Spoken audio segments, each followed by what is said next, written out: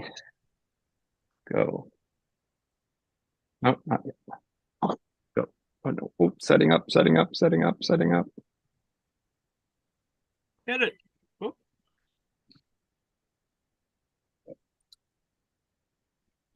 Go. Setting up, setting up, setting up, setting up.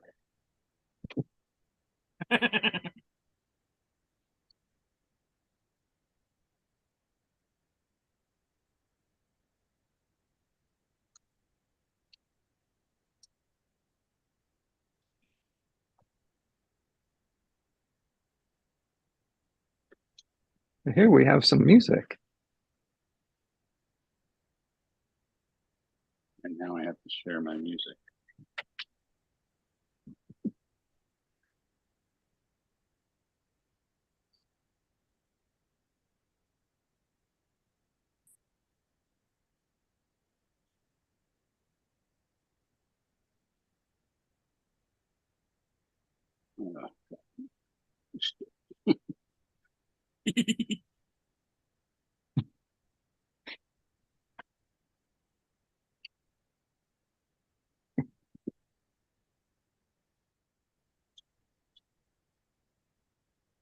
Oh, wait.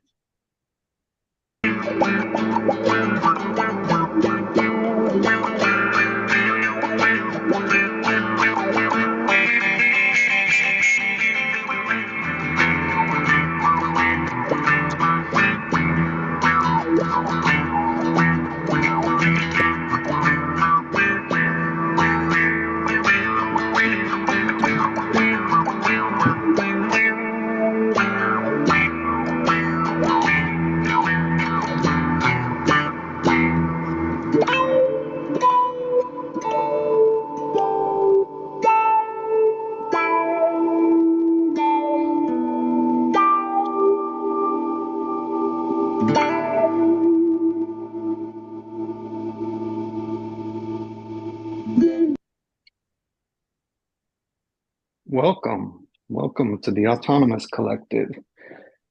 This is Joe in Norway. I'm your cook for the evening. I'm joined by retired college professor Ann Lee, a community member of the Daily Coast. She's a member of the National Council of Independent Scholars and is a contributor to the book, The Political Economy of Art, Making the Nation of Culture. Evening, Ann. Hey there. That went smoothly. Oh, very. People would be surprised.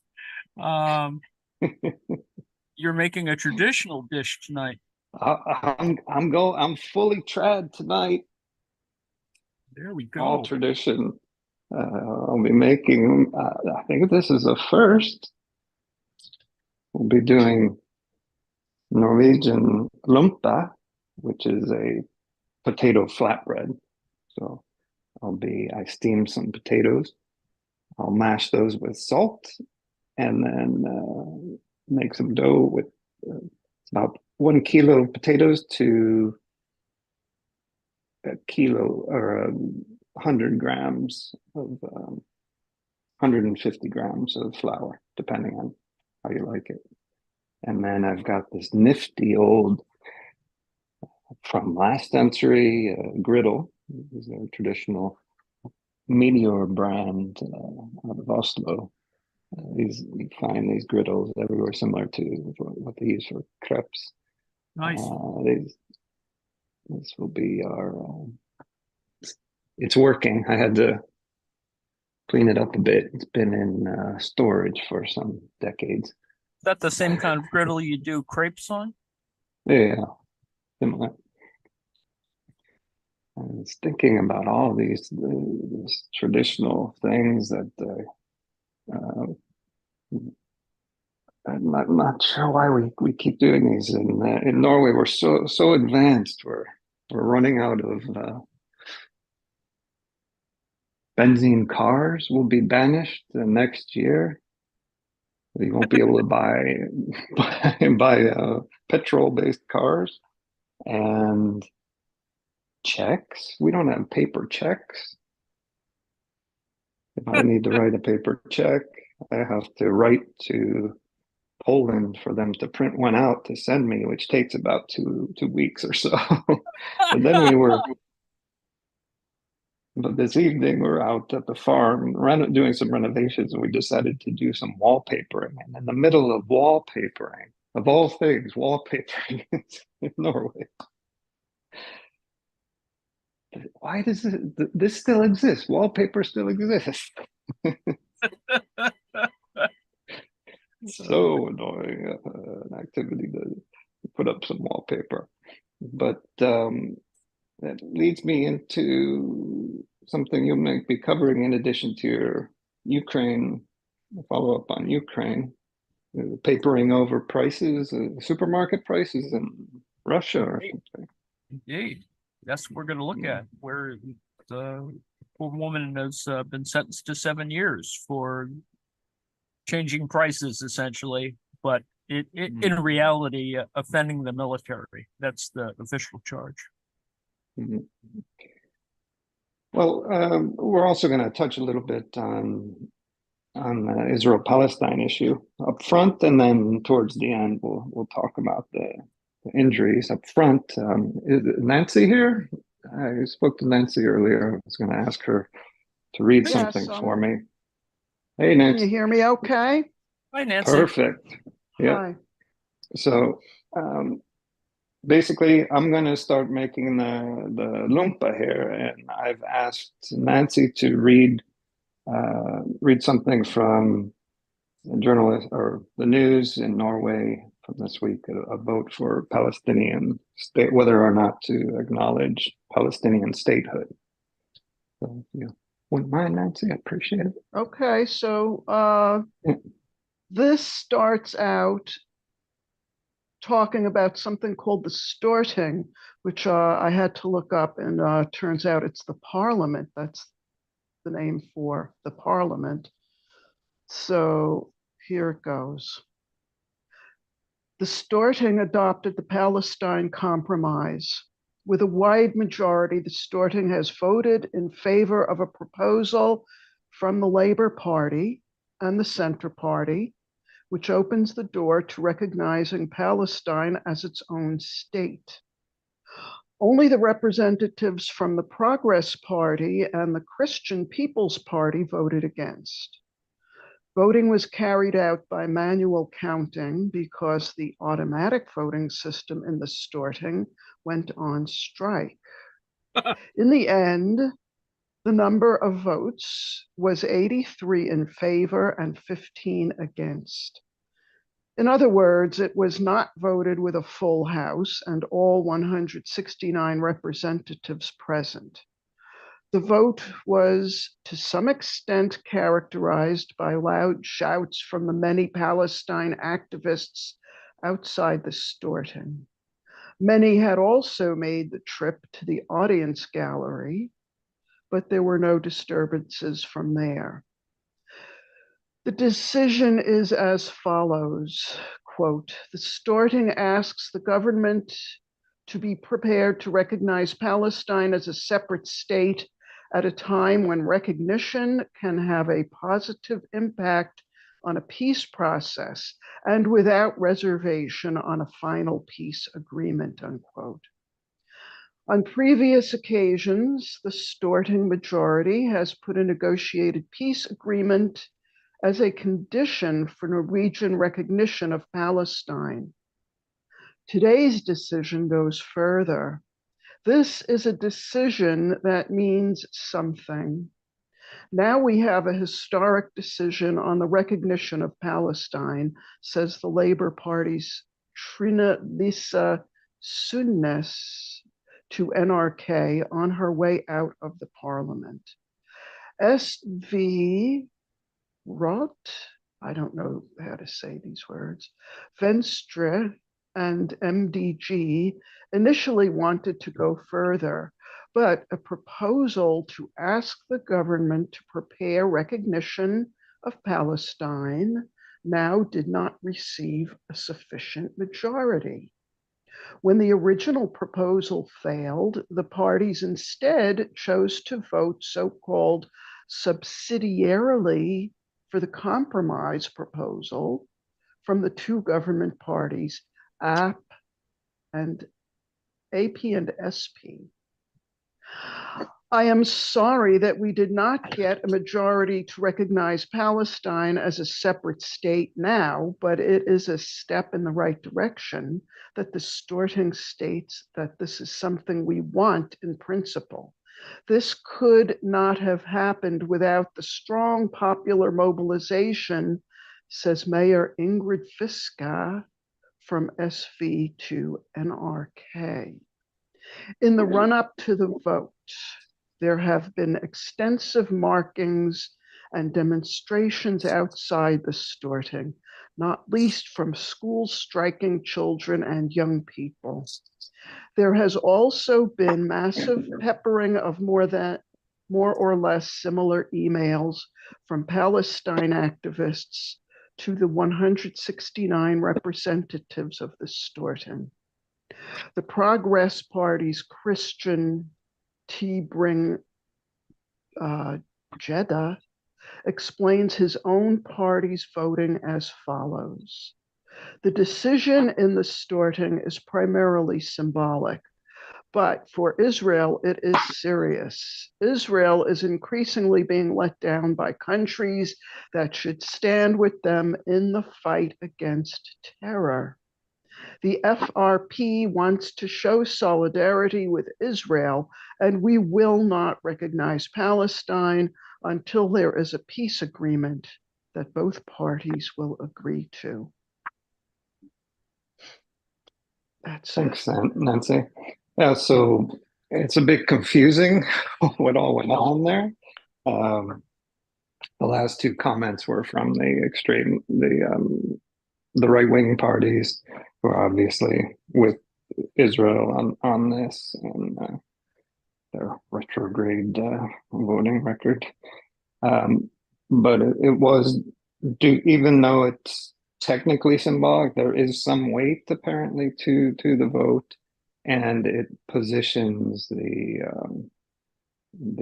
parliament in a way that acknowledges where people stand. So there's essentially a majority in favor of this. Whether, voting for Palestinian statehood just muddles up the issue, the problem, is another concern. But mainly, this was all done by grassroots activism on the ground, calling parliament members, being in the streets. There's been actions,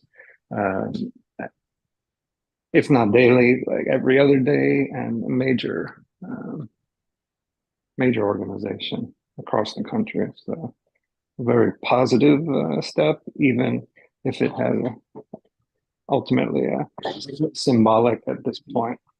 I thought that was little bit of bright news, anyways, during this horrendous time. It keeps them accountable. It's a kind of straw Yes. poll in that sense of public opinion. Well, and I'm just gonna roll some dough here if you wanna kick off the Okie dokie. Ukraine. If there's a moment to put up the map of Ukraine, that's fine. Otherwise, I'm just gonna move on ahead.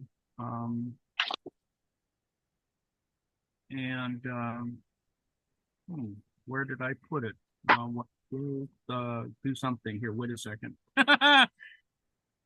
Let me just start without too much ado. The issues are, of course, that Ukraine continues to be important despite the attention paid to Palestine. I think the most important point is that the Russians are still fighting the Ukrainians, and there are various things done over each border. The thing I posted last night was on 800 missiles, the fairly heavy duty caliper and Onyx missiles they're medium range weapons that are, they pack a punch, they take out whole buildings. They're being saved for attacks on Ukraine's electrical grid during the winter. That's the current intelligence estimation of these 800 some odd missiles. What the Ukrainians have been doing is they've been on a scud hunt, essentially, trying to hit every munitions facility in Crimea. They're stored in Crimea and they'll be launched from Crimea, which does explain why there's been a significant attack with drones and missiles on Crimea over the past couple of weeks, attacking specifically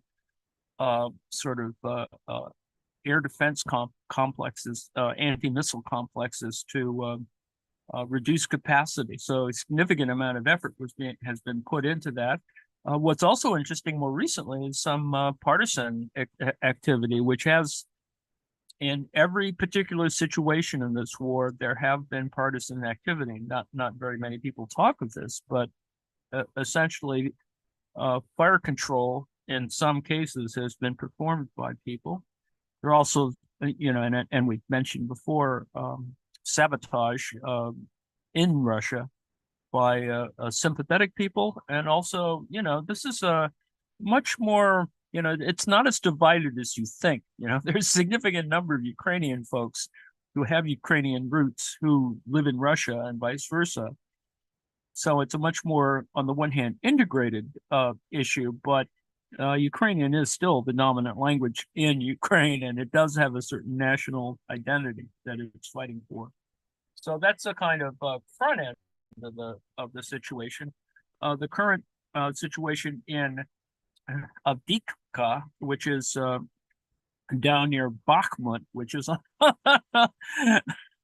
which is down near Donetsk, which may seem obtuse to you, but we've been talking about this for the past couple of weeks, and about a big slag heap, and there is a coke and chemical plant that is located across from this very large slag heap, related obviously to the slag heap, the coke processing plant. No, not that coke, the other one related to iron ore processing, and it does have a certain kind of dominance over the region in terms of being able to control artillery, etc.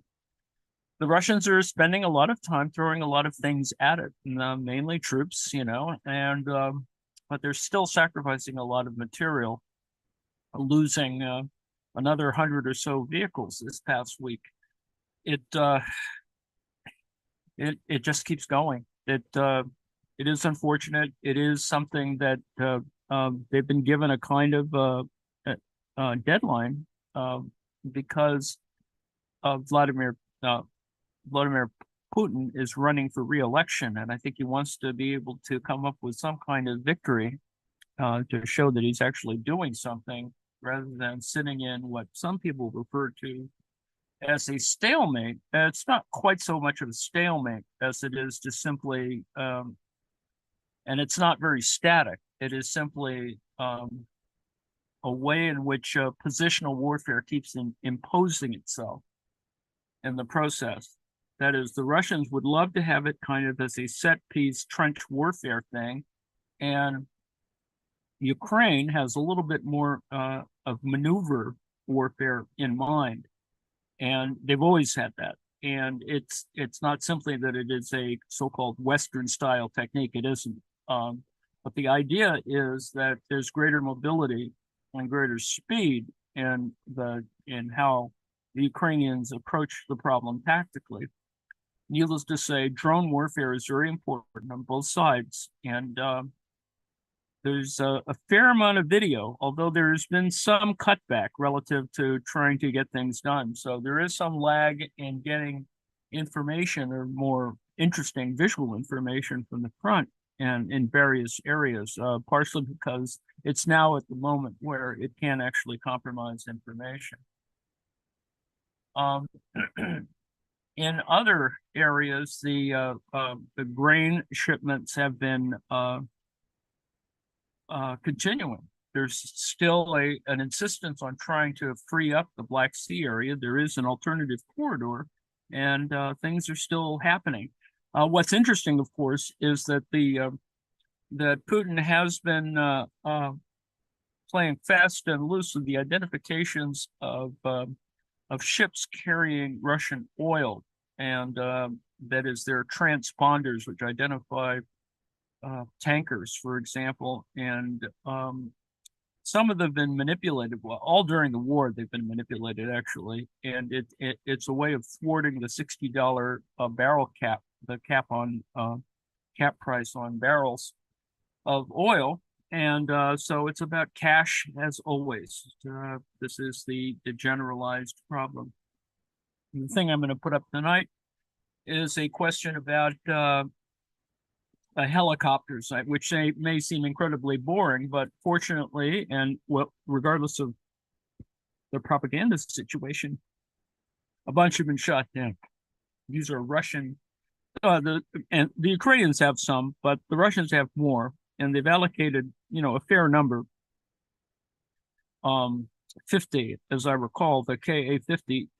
I think it's an attack helicopter. It doesn't carry troops. It just simply has a lot of ordnance, and but because it's tactical air support and it has to come in fairly low, and it is a helicopter, it's highly vulnerable to air defense.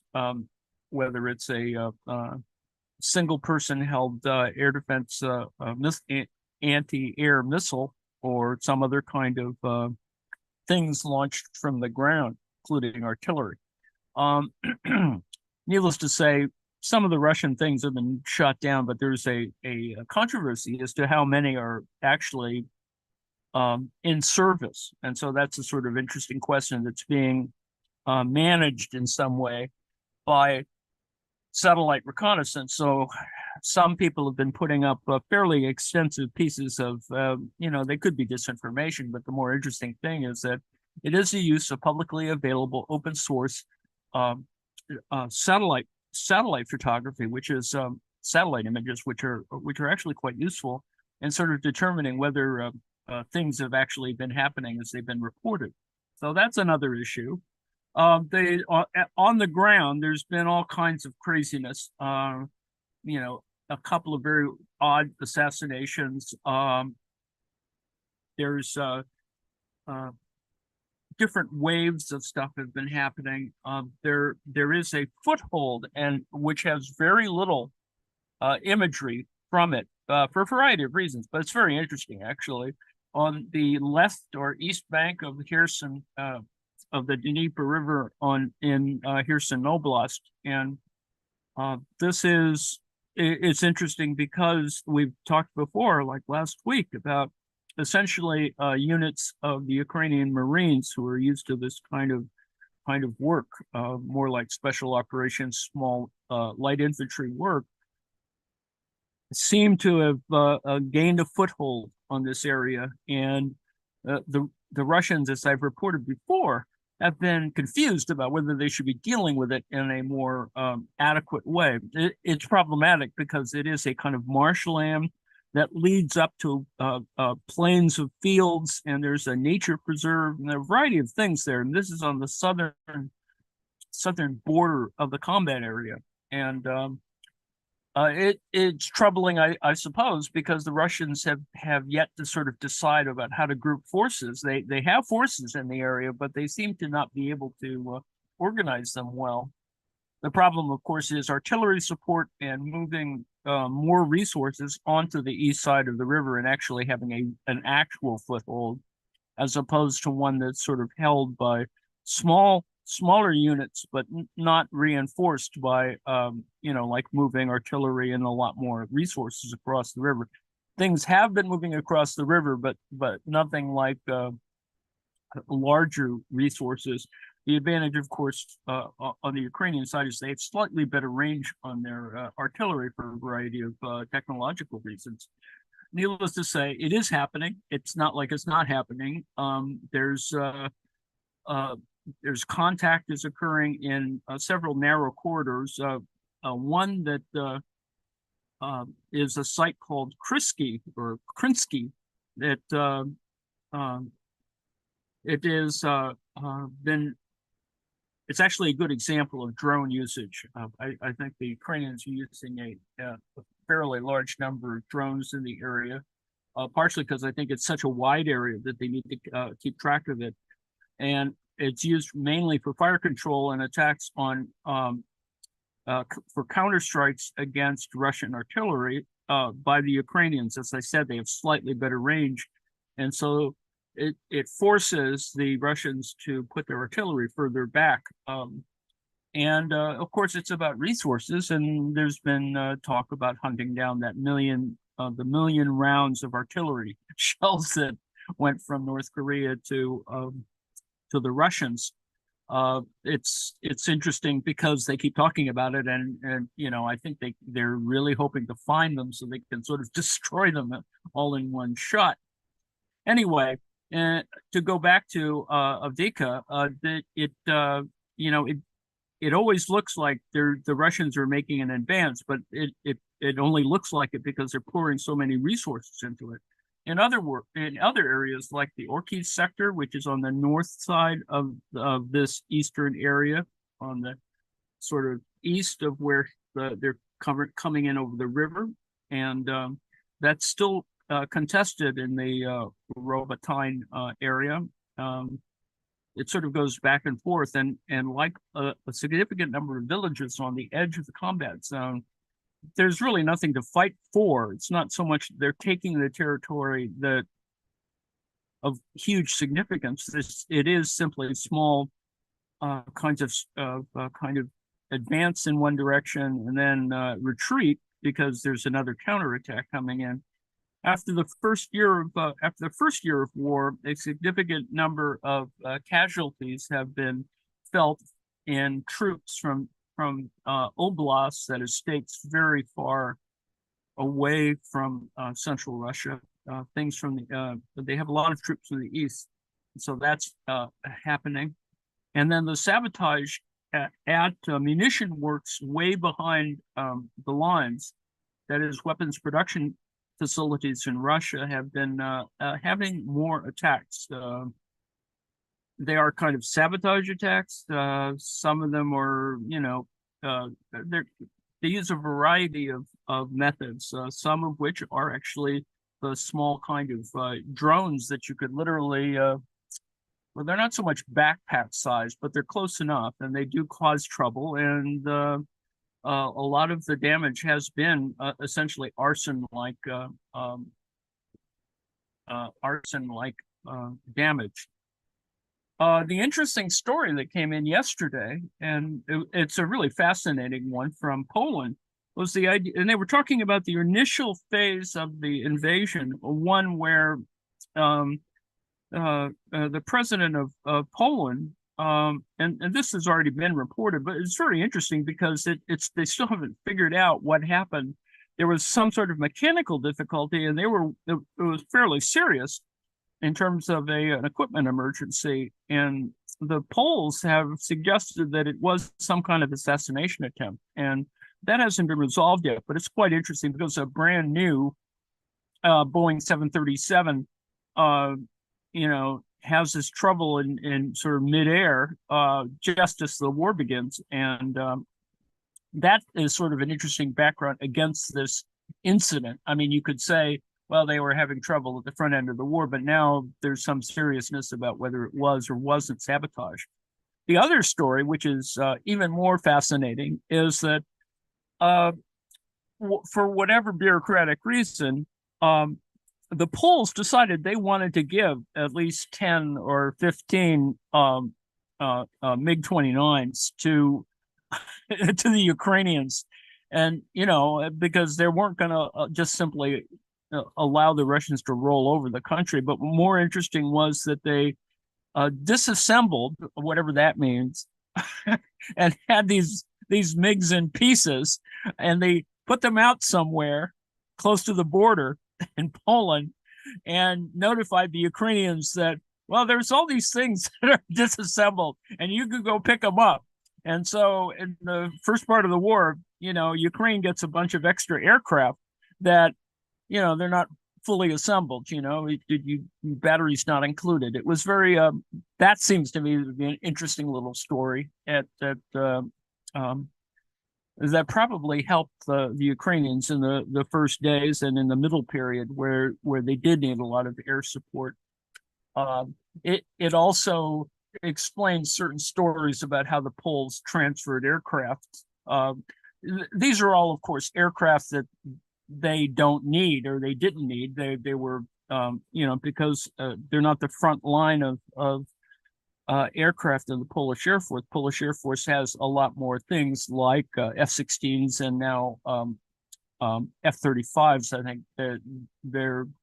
they're very well armed, the Poles, and they have a very specific view, of course, because of World War II, if nothing else, on the Russians. So that's sort of an interesting set of stories.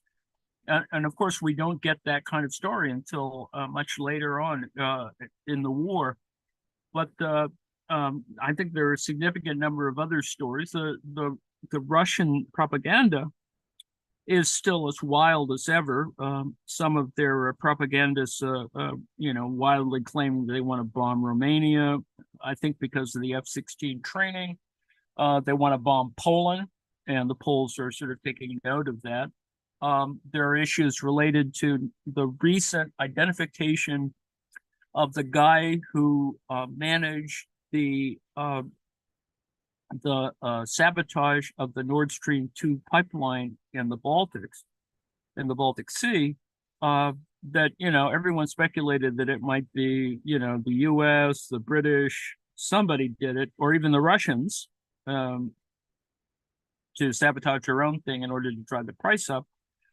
But the reality may be, although the details of it are still problematic, but there is some evidence that might support a Ukrainian directed operation to perform this sabotage. They put an explosive on the pipeline in two places and blew it up. And of course, that put it out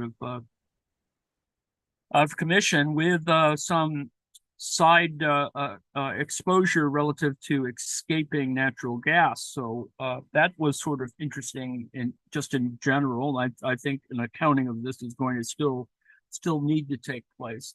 The battles continue in generally the same locations, as I've just mentioned. The problem of the Avdiivka is that it is the kind of, as it were, gateway to Donetsk, and I do not think that the Ukrainians have a sufficient combat power to go much further than that anyway.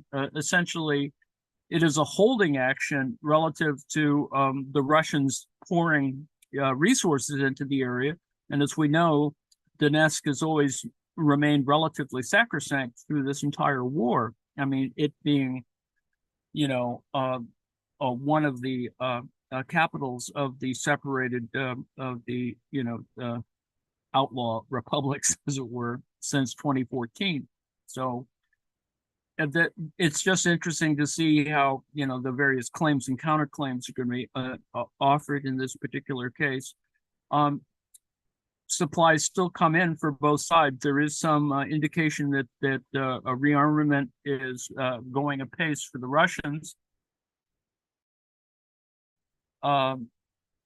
There's not been enough sabotage to slow down things like, for example, drone production, because they do manufacture in Russia Iranian-style drones, which are cheap and being used more significantly. But the fact is, both sides have about 20 different varieties of drones that they use, and they do all have kind of different little characteristics relative to the technology to support them, and of course the way they're arrayed relative to troop formations, and then the more heavy duty stuff.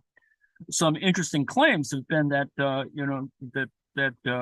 transfers of military equipment from the EU have not been as effective. That is unclear yet. I think there's very little objective analysis of that. So all you do is get claims and counterclaims on the relative quality of certain equipment and material.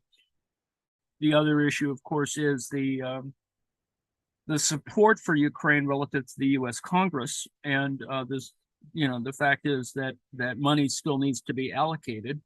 There's been very little marine reporting about any other items, any other ships getting hit, other than a small military troop carrier. It carries. It's like a small landing ship that did get sunk last week. That was sort of interesting, just in terms of targeting certain smaller elements that actually that would be important for example, the Kherson Dnieper River conflict. That is, you need to have very small boats and things that will transport armament around. So that's the other side of this. So as you can see in the battlefield situation, there where you see these dots, these red, white, and blue dots, or white, blue, and red dots, those are primarily where the kind of focus of Russian formations are. This is an interesting component of that. But otherwise, it's another week of war with the usual, commentaries and other craziness. I think they're dragging all kinds of strange information, like some salacious, a former Air Force general, a Russian Air Force general, was found dead in his bed with his wife, but he had left the military, decades ago. And it is just, they're just, I think, searching for strange stories. So that's what's happening. Joe, how's the cooking going? Well, I'm remembering why I don't make traditional food so often. This is backbreaking work here. My goodness. Well, we've got the darn flatbread, darn. Yeah, so it's basically like you basically make gnocchi. You make the same dough that you're going to make with the gnocchi, Italian gnocchi. Instead of cutting it up into pasta and boiling it, you're rolling it out and toasting it, essentially, on this griddle here. So we roll it nice and thin, and then it's essentially like chapati or roti. And you have to be quite careful rolling it out. You don't put a ton of flour in, but while you're rolling it, you do. And there's not much binding it together, so you could easily squish out the sides. So you're constantly rotating. Do you think this would be expedited by using a tortilla press? Yeah, you can initially do it with the tortilla press. It was too late. Normally, instead of a tortilla press, I take a piece of parchment paper and fold it in half, and then line them up on a bunch of balls, and then take a heavy pan and just more practical than a tortilla press. Indeed. And then knock out a bunch at the same time. But with these, you have to get them thin enough, and it means you really have to kind of roll them. Oh, that was a little too done. But we've got over here, we've got a nice stack of them already. That's good. And these are yum. I'll just keep plugging and sweating away here on the hot griddle. Norwegian tortillas. I don't know what Fiskeball or Bell. No, Lutefisk Bell. Lutefisk. Actually, I am trying to arrange. A friend of ours, her father, makes traditional lutefisk every year.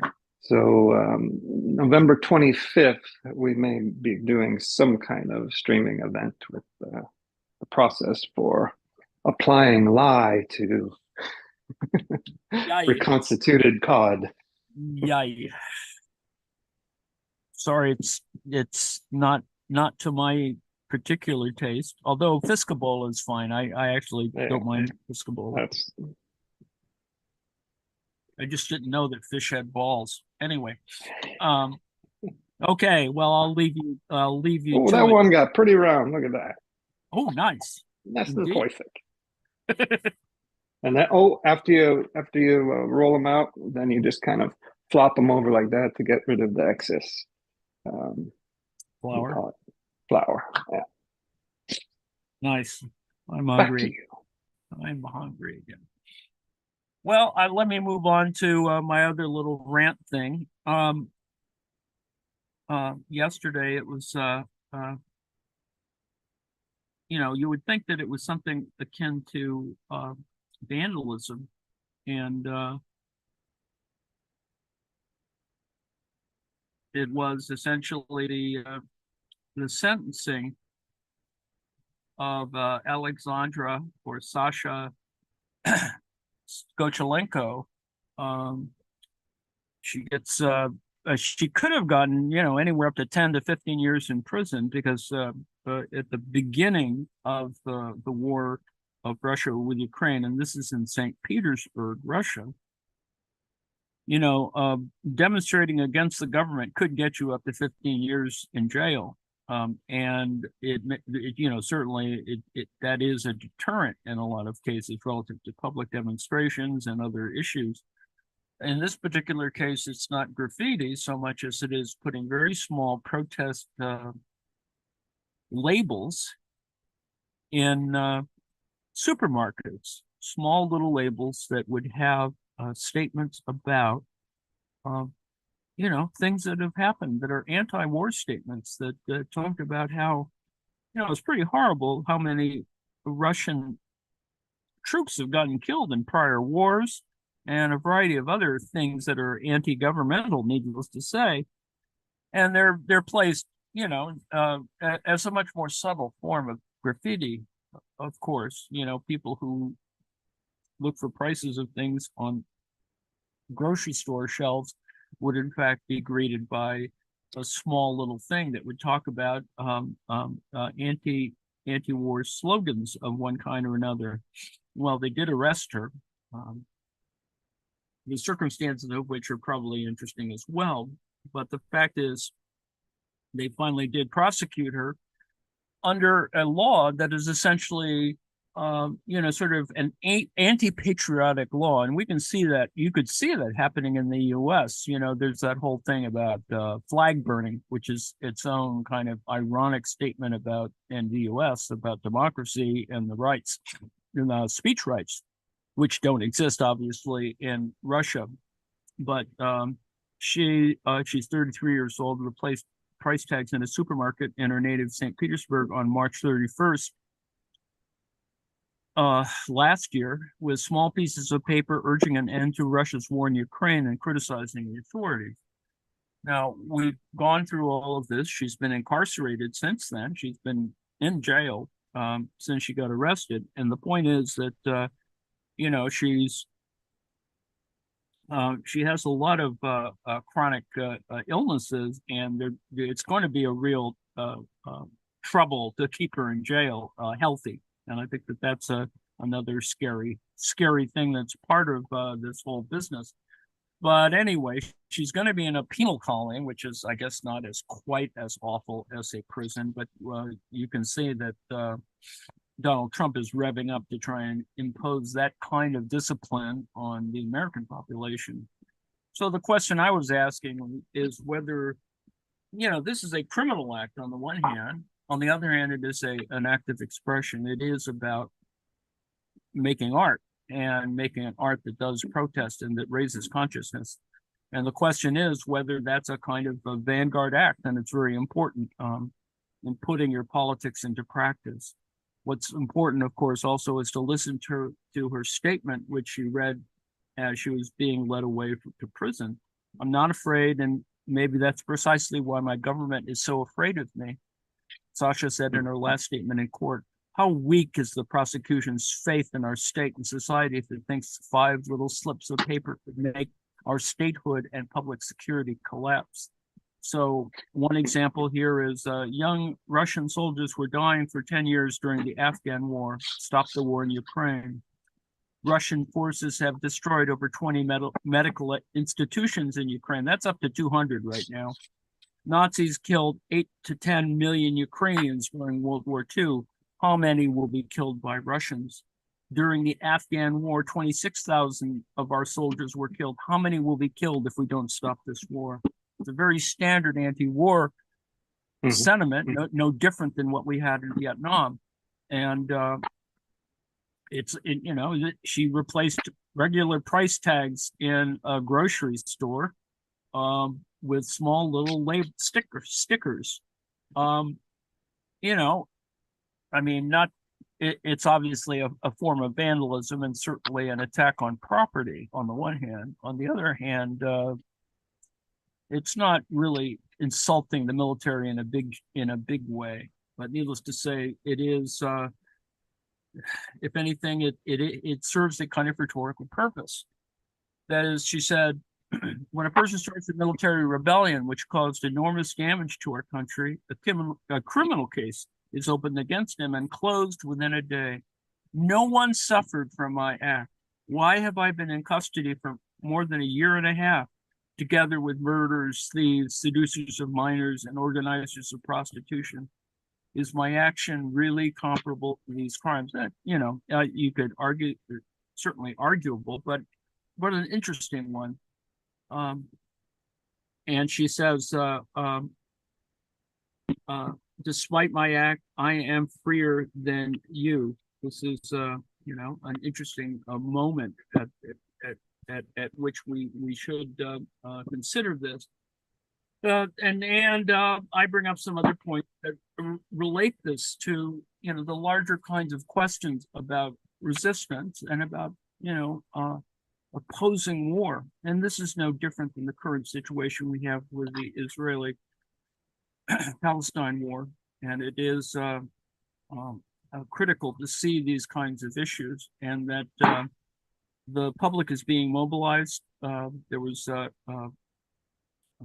report today that at least in Generation Z, the pro-Palestinian position has gained importance in that demographic group.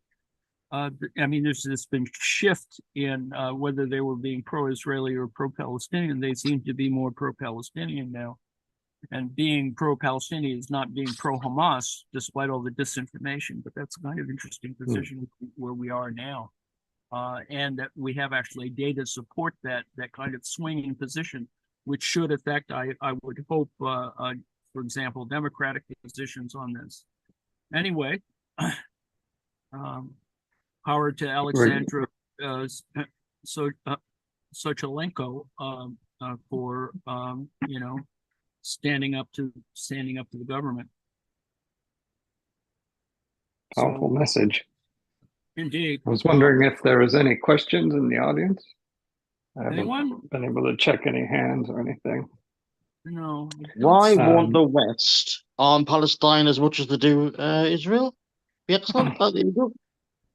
Let's give Palestine nukes as well as Israel. Let's give. Well, it's always been slinging rocks against NATO 5.56 ammunition. Well, it's another money-making venture. Well, they've got a little market there. And speaking about that discrepancy there, I'm about to speak a little bit about that. Labeling this a war as opposed to slaughter, genocide, obvious, it is kind of misleading.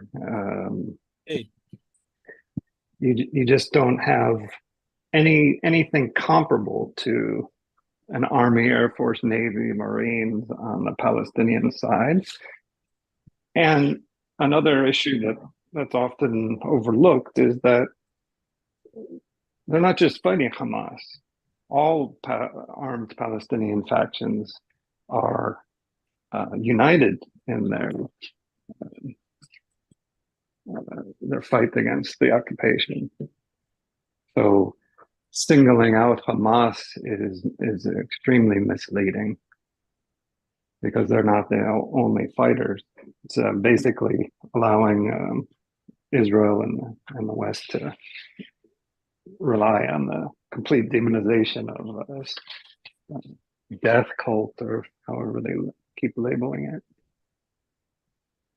Well, you know, it's just of a piece, right? Because didn't Netanyahu support Hamas in order to try and maintain order some time ago? And they were But they were that not was a political group at the time. that's So they correct. would exclusively religious, and they would divert people's energy. So, Yes. and they could be discredited for being their flavor of Islam. Oh, we're almost finished here. Knocked it out. It was half a kilo of potatoes, and we've got a whole stack ready to go. We have the traditional, I think the most popular thing this is used is to wrap these around sausage. That's the main thing. But other things would be your like pardon, Joseph. Naughty. I've seen you in sort of a pig in a blanket. After the salad. Other ways, traditional, since we're on the traditional methods, taking kind of fermented cheese or cream cheese and lox, or just lox, not lox, what do you call it? A smoked salmon or smoked sea trout. You roll it up and then slice it, and you've got nice little kind of sushi rolls of lox.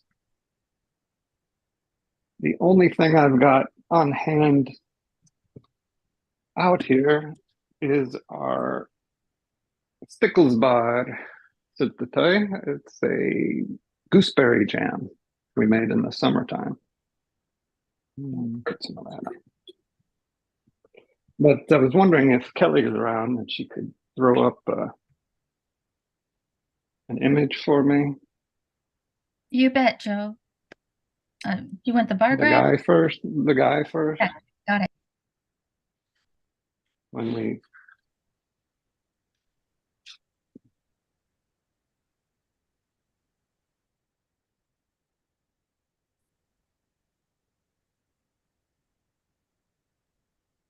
we talk about the disproportionate fight, the disproportionate use of violence by the Israeli state against anything, literally anything the Palestinians do.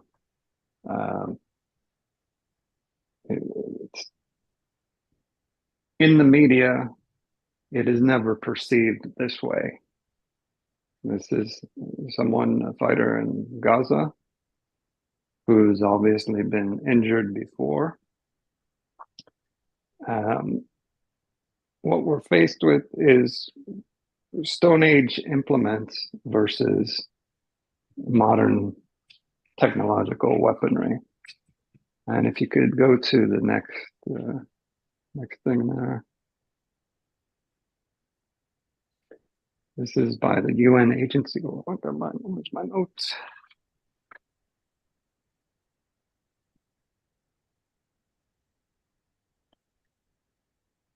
The data we'll be showing here is from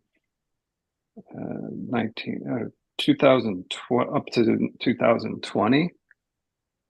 So it shows the deaths and injuries on both sides here. And this is up until 2020, far before the current appalling situation. But we're looking at so this UN agency, where is it called? The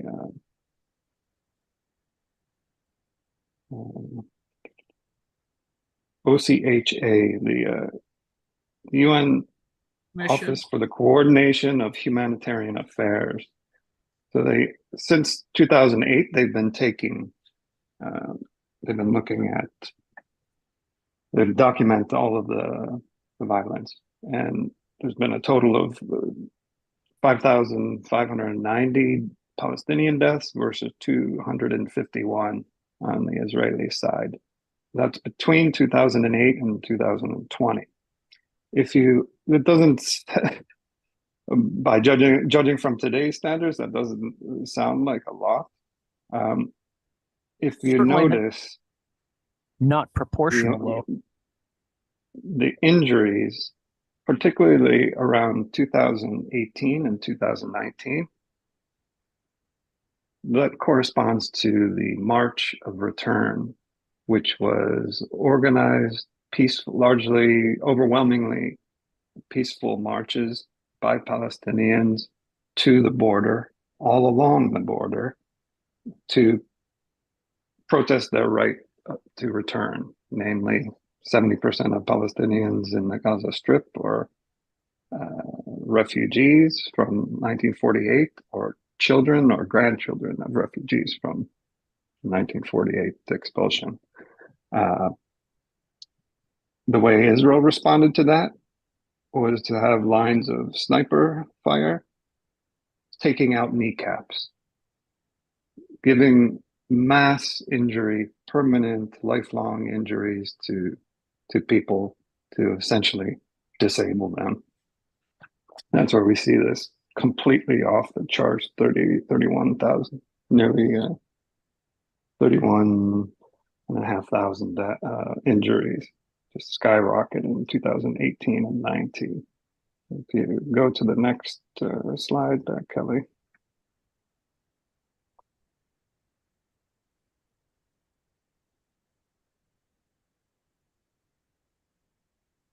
You could almost look at the March of Return as a first attempt, depending on what side of the argument you're on. It could be looked at as the initial attempt for addressing the barbaric siege that Israel is perpetrating on Gaza by, you have it there, Kelly?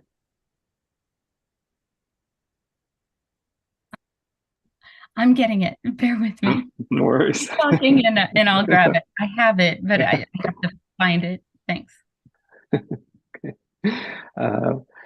So I'll just look at it myself here. So basically, similar to October 7th, there was a prior dress rehearsal of this, and it was predominantly nonviolent. And basically, masses of Palestinians came to the wall, all along the wall, stretching from the north to the south, and protested every Friday between March 2018 and I believe it was January or March 2018 to January 2019.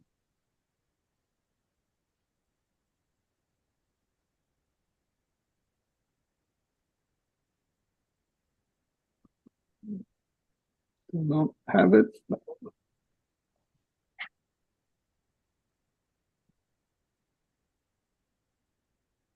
We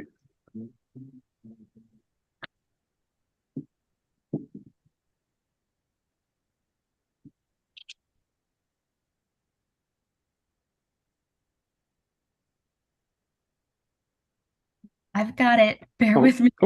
I I had to go back. Hang on. There we go. Can you see it now? Yes. Okay. think so. Yeah, there we go.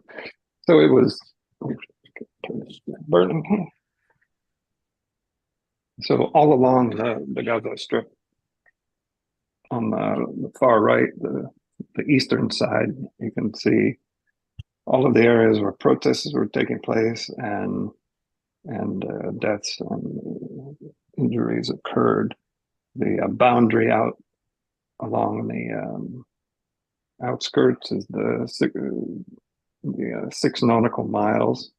That is basically a DMZ, so it can't basically go offshore very far.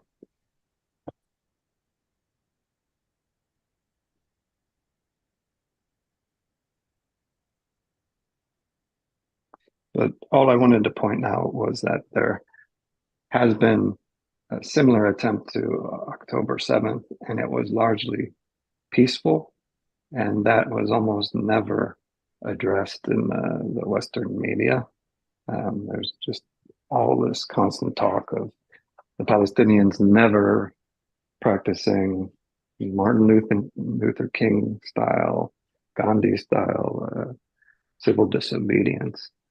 But that's the that is 9/11 not the case. framing that Yeah. they're using. Yep.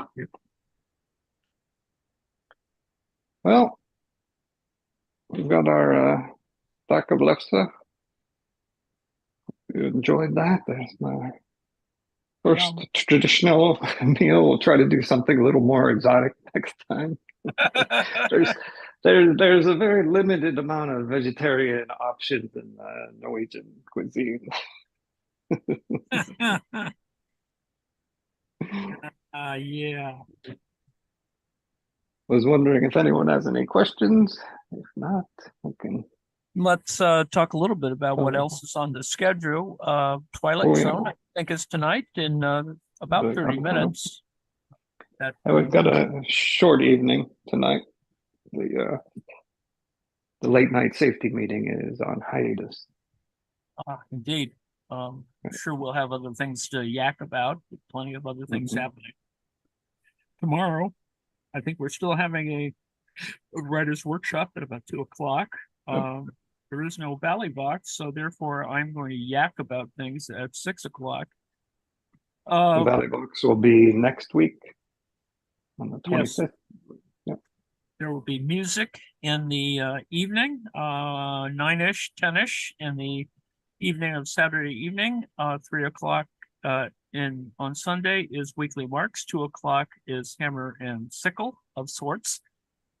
And Columbo at 5:00 on Sunday. And then on Monday, we will begin more stuff that is more Dis and Dat, that is like the Saturday Dis and Dat at 6:00, and more Writers Workshop on Monday. I think Nate is going to talk a little bit more about artificial intelligence or something otherwise related, and then Sports Night on Monday night, which has gotten very interesting in terms of things to cover. I was bummed I missed out on the poker class. Yes. It was essentially a poker workshop, which was quite interesting. Things I didn't pay attention to, but I don't play poker, so it was interesting to see how relatively orderly a poker game can be in terms of Texas Hold'em, etc.